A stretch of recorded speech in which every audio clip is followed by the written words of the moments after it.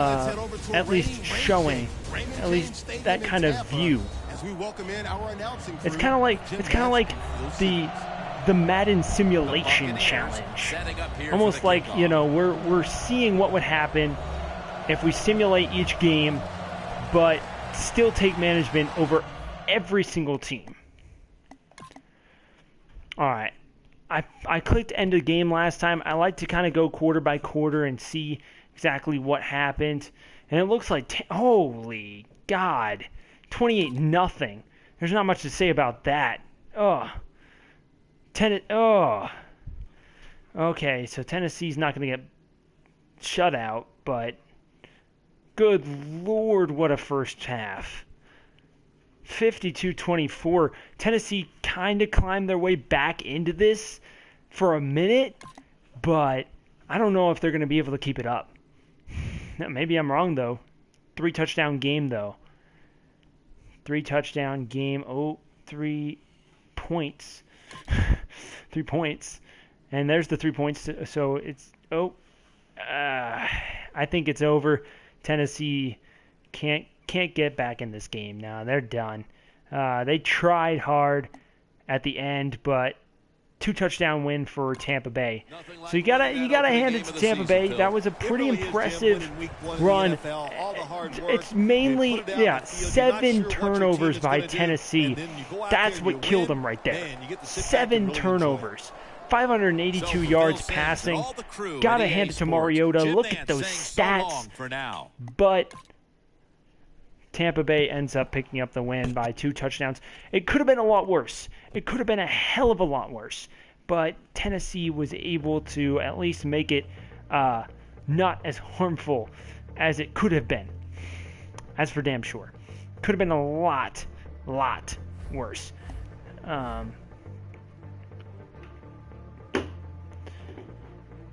So we're gonna keep up the good work here. So next up is the Cardinals. Now remember, Carson Palmer is hurt. So here's the other thing. Wow, looking at injuries here.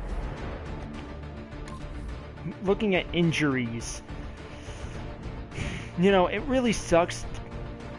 That's why I sometimes don't put injuries in a game. Because, you know, it's realistic, but it's also not at the same time. You know, people get injured all the time, but the way the game works is legit anybody can be injured. And so you have, like, the Bills losing 2 quarterbacks, which would probably not happen. I mean, that would be a really, really rare occurrence. But in this game, losing 2 quarterbacks is kind of like an every year thing. One team loses 2 quarterbacks. So it's like, hello everyone. I don't know. Maybe teams do. There are teams that do, I suppose. But I don't know. Matt Barkley is going to start here for the Cardinals. Anyhow, we kind of move on with our lives. Drew Brees, even though I'm a Patriots fan, I'm telling you right now, Drew Brees is my favorite player in the NFL right now. And I know a lot of people might think it's weird for, you know, me to say that. Not only have my parents met the guy, but I've actually read through his biography. I feel like he is an amazing person. In fact, I know he is an amazing person. And I look up to Drew Brees. He is a phenomenal athlete. He's the only quarterback to throw for 5,000 yards in 4 consecutive seasons. He is absolutely outstanding. Everything that he does for New Orleans and whatnot. However, while I am a fan of Drew Brees, and I do like the Saints overall, but mainly because of Drew Brees, they suck now, and it's kind of sad because Drew Brees threw for 5,000 yards last season. Almost, was it 5,000 or was it really close to 5,000? I don't know. He threw for a fuck ton of yards last season with a team that could hardly, you know, get into the end zone. I mean, I am just flabbergasted by how amazing he is as a QB. Well, he's not the most clutch quarterback in the world, and I can't say that, he's the most accurate either.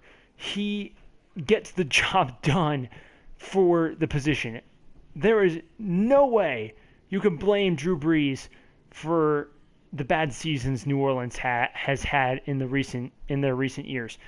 So, speaking of bad, Arizona with their backup quarterback still ends up being enough. 17-point win. The Cardinals are going to get the 1-0. Yeah, it's a great well, the Cardinals, it's kind of poetic justice the Cardinals are able to win with a backup quarterback because we know that they can. Historically, we know the Cardinals are fine without starting quarterbacks. We know they're fine without Carson Palmer. Saying so long for now. As you can see, Drew Stanton is up there with 0 yards, which means, as you could see by that little marker right there on the side of Matt Barkley's name, he's injured too. So why not just have the entire Cardinals quarterbacks team go down? Luckily, and it turns out it's the last play of the game because this guy had 0 passing yards and 0 attempts, which means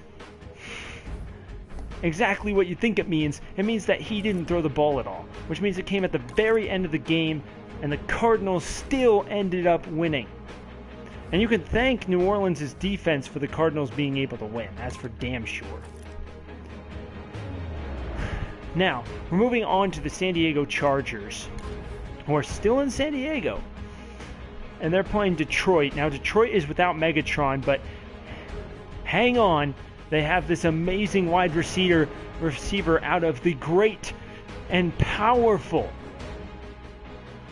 Notre Dame football team. He was awesome, by the way. I actually met Golden Tate myself. I actually met him when I was in Seattle while he was still on the Seahawks. And yeah, needless to say. Oh, Danny Woodhead. I like Danny Woodhead too. He's a former Patriot. Gotta admit, he's pretty good. Not amazing, but pretty good, especially for his size. But anyway, big fan of Golden Tate for sure.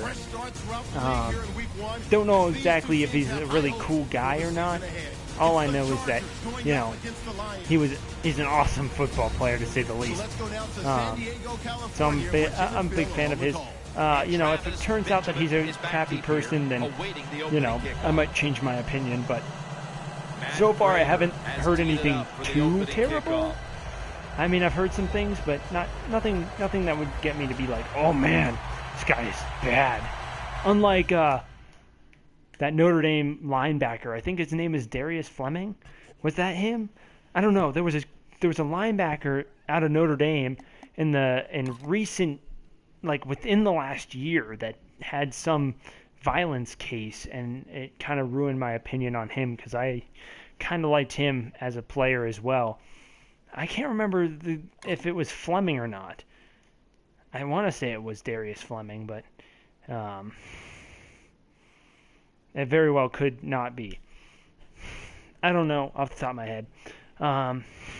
Speaking of Notre Dame players on these teams, Manti Te'o, I'm a big fan of his as well. I know the whole girlfriend, blah, blah, blah. He was the best Notre Dame linebacker to ever play, though. And he won 2 Player of the Year awards. He won legit every award that he could have won except the Heisman. He was the closest defensive player to ever winning the Heisman, and I know the NFL is a completely different yard than the college football, but let me tell you, man, Manti Te'o is awesome. Not gonna change my opinion unless something crazy happens. I'm sure a lot of people loved Ray Rice until, that situation happened. So it's kind of the same idea. I am a huge fan until he proves me that he is a bad guy.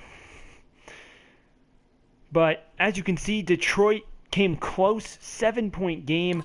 They held in till the very end, but the Chargers ended up winning this game. Oh, no, it does more than that. It So, takes a lot of the edge off. big-time win for the Chargers. Ended up with 652 yards passing. That's one of the cool things.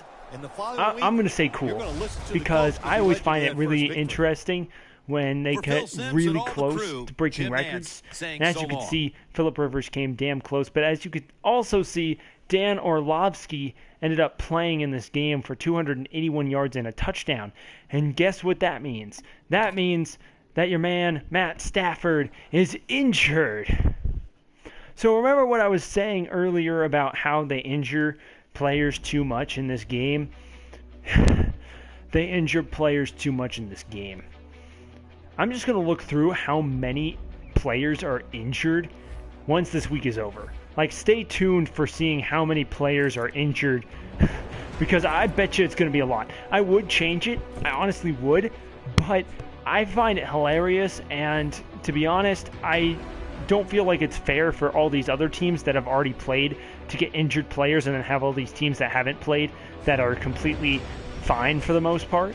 So we're going to go through the entire first week with the same injury status on, and then you're going to, at the very end of it all, once every single game is played, I'll go over to the settings, and I will fix that. So next up, Kansas City and Houston. And let me tell you, this was an interesting matchup that ended up being a playoff game as well in this exact same situation. But the Chiefs, the Texans had one crazy season last year, losing a bunch of quarterbacks and then ending up still making the playoffs, still winning their division even.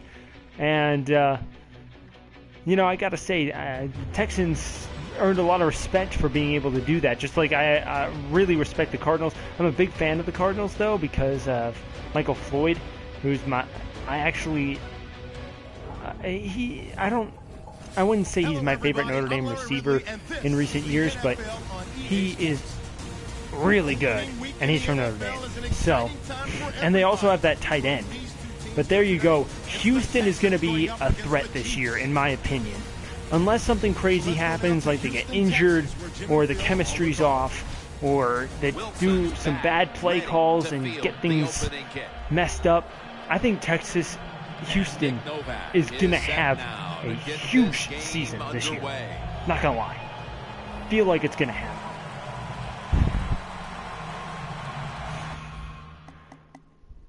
Well, here we go, baby. Houston and Kansas City, and Houston gets off to an amazing start. I think that was like a 80-yard pass by Brock Osweiler, ladies and gentlemen. But they blew it really early here as Kansas City gets up 23-7. Yeah, man, Houston had such an amazing start, and then they kind of fucked it all up here. Oh, but they're trying. They're no 9-point game. Not looking good for Houston. I don't know if they're going to be able to pull this one off. Kansas City's one hell of a team, though. You got to hand it to Kansas City. They are really good, and I feel like they're going to be a threat as well this season. But damn, I expected more from Houston. 41-17. Kansas City gets the W, It really is, Jim, and it's over. in the NFL, all the hard work. You put it out in the field. You're not sure what Yeah, your team is going to do. rough game. Look at that. 4.9 yards per play, 375. This was actually kind of an average game across the board. Osweiler remains in, but Kevin Hogan is in at quarterback right now for the Kansas City Chiefs. And you know what that means? Alex Smith injured. This is what I'm gonna say. These are all players that are quarterbacks because they're the only ones that I can tell right away if they're injured. So I could just imagine how many players are going to be injured by the time this week ends. How many of them are going to be fucking quarterbacks, man? This is crazy. But again, I can't be unfair. I know this is the Colts. I knew this was the Colts. Why did I click on it? We already did that. Okay, So,